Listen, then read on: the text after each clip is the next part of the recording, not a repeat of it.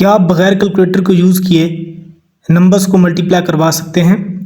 क्या आप इन दो नंबर्स को कैलकुलेटर को यूज़ किए बगैर मल्टीप्लाई करवा सकते हैं? वो भी 5 सेकंड के अंदर। ट्राई कीजिए।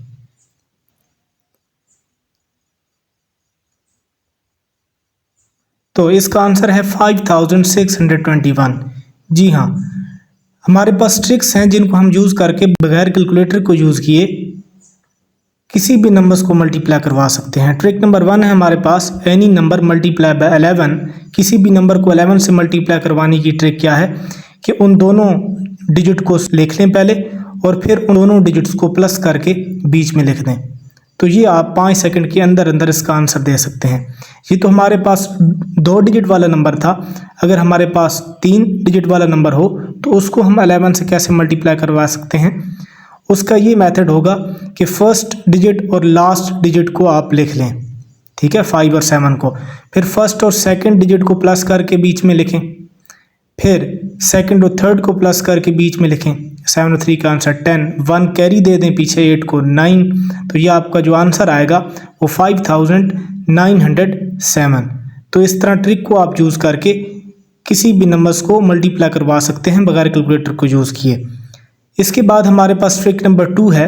2 नंबर्स ऑफ 2 डिजिट्स बोथ है first digit same and second digit 5। 2 digit के नंबर्स आपने लेने हैं और शर्त यह है कि उनका पहला डिजिट सेम होना चाहिए और दूसरा जो डिजिट है वो 5 होना चाहिए। अब यहाँ पे हम एग्जाम्पल लेते हैं और उस एग्जाम्पल के थ्रू इस ट्रिक को यूज़ करते हुए आंसर निकालने की कोशिश करते हैं बगैर कैलकुलेटर को यूज़ किए। यहाँ पे हमारे पास 2 नंबर्स हैं 95 और 95। अब देखें ट्रिक क्या है। ये जो 9 है आपका पहला डिजिट, इसको उसके नेक्स्ट वाले डिजिट 10 से मल्टीप्लाई करवा दें, क्योंकि 9 के बाद 10 आता है तो 90 आंसर आ गया। और फिर इन दोनों नंबर्स के जो दूसरे डिजिट हैं उनको आपस में मल्टीप्लाई करवा दें। 5 5 आर 25। तो इस तरह आप इस ट्रिक को यूज़ करके बगैर कैलकुलेटर को यूज़ किए आप इसका आंसर निकाल सकते हैं। अगर आप वैसे इसको निकालते तो आपको मिनिमम 3 से 4 मिनट लग सकते थे।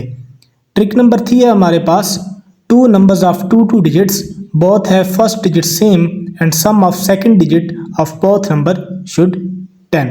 पहला डिजिट जो है, यानी 2 डिजिट के आप नंबर्स 2 लेंगे, पहला डिजिट उनका सेम होगा। दूसरा जो डिजिट हैं दोनों के दूसरे डिजिट, उनको प्लस करने से आंसर 10 आना चाहिए।